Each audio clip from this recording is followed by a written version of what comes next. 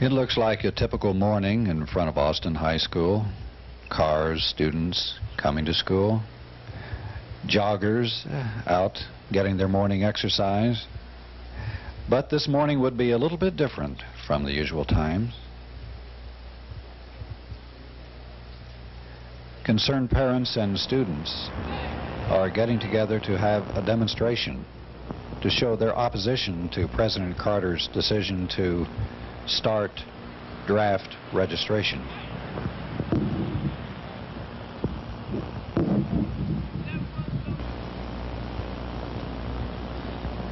They gather, form a circle about an hour before classes start.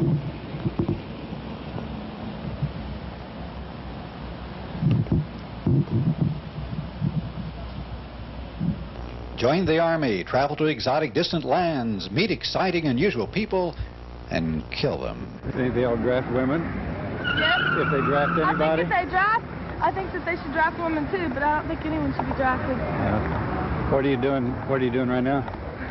Protesting against the draft. Against the draft? Inform the students that it affects them, because most of them don't realize it. Yeah. They then form a line and move toward the school.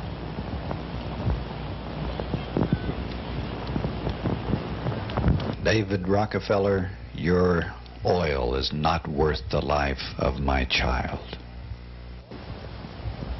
You expect any trouble from anybody? No, this is a peaceful demonstration. Well, I know, perfectly legal. I know, but I mean, No. other people may not think so. Well, we're hoping to reach the children, some of the children who don't have alternatives yet. We're hoping, I guess the kids are. Actually, this is their thing. We just came to support them, to reach them with the newsletter they've written, to show them alternatives, where they can go, to get help, try to band together. As they approach the school, they are met by a group of students, mostly looking on with curiosity, but a few with jeers. This takes a bit of courage, doesn't it?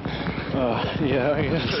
It's kind of... What do you suppose is going to happen when you get down here to the school? I don't think we'll meet much opposition. Maybe vocal insults, but nothing physical. And a lot of support, too. Just what do the kids there think down here at Austin about this, or they talk about it? They don't talk about it much. Most people are too apathetic about anything except their own lives to care about it.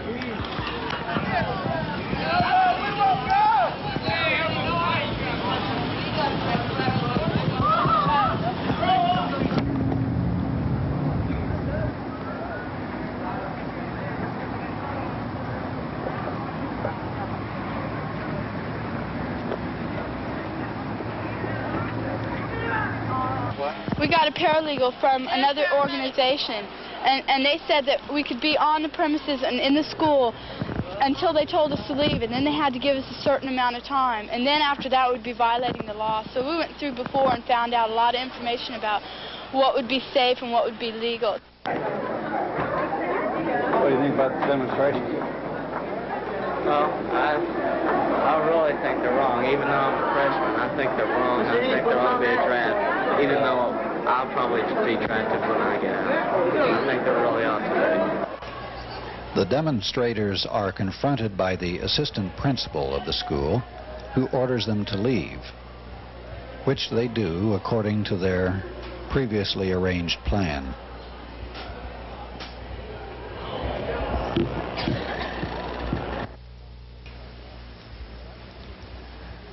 They head back for the bridge to hold a meeting with themselves, leaving the curiosity watchers behind.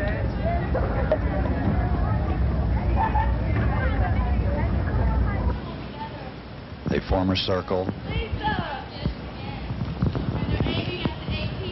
Various people speak what's on their mind.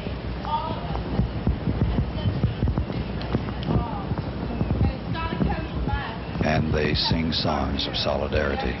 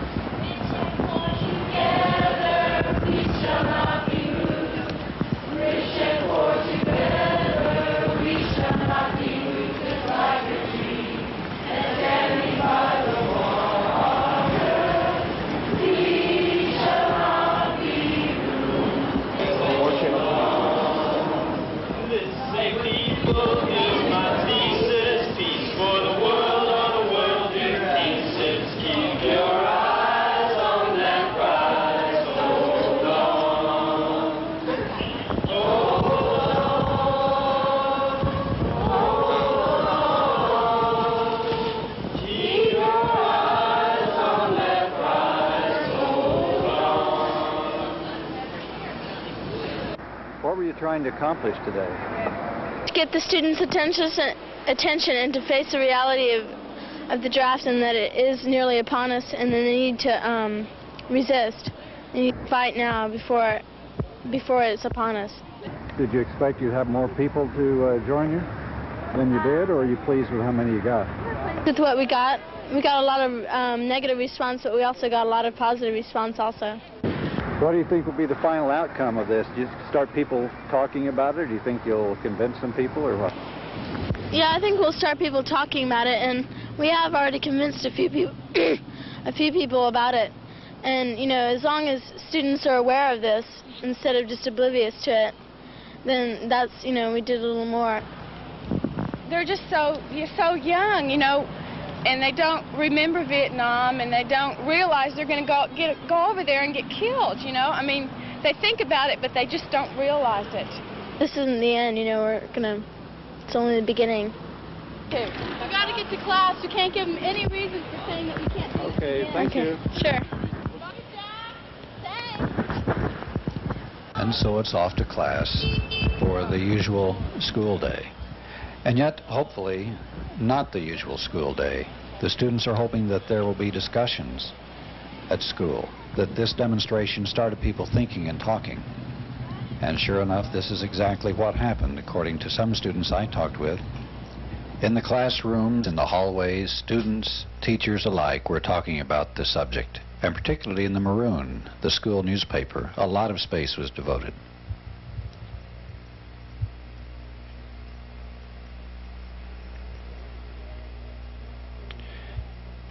Better get out of them flowers, Lenny, 'cause I got this mean old dog.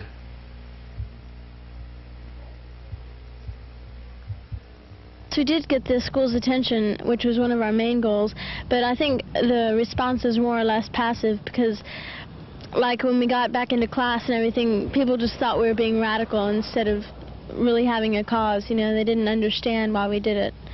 They just thought that we were more or less just trying to be radical instead of protesting for a cause. So I overheard a few conversations. Mostly they were towards war, but they weren't really serious. You know, they were just guesses, and, you know, well, if I have to go to war, I'm not going to get out on the battlefield, things like that. Nothing trying to stop from going to war or trying to resist the draft at all.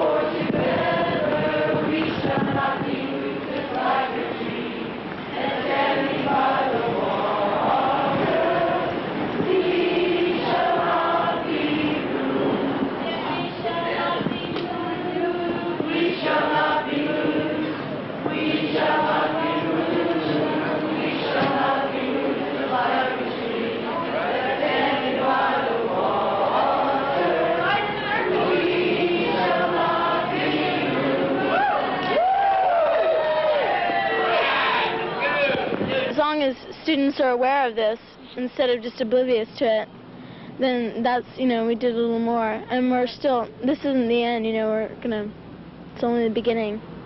Because the national media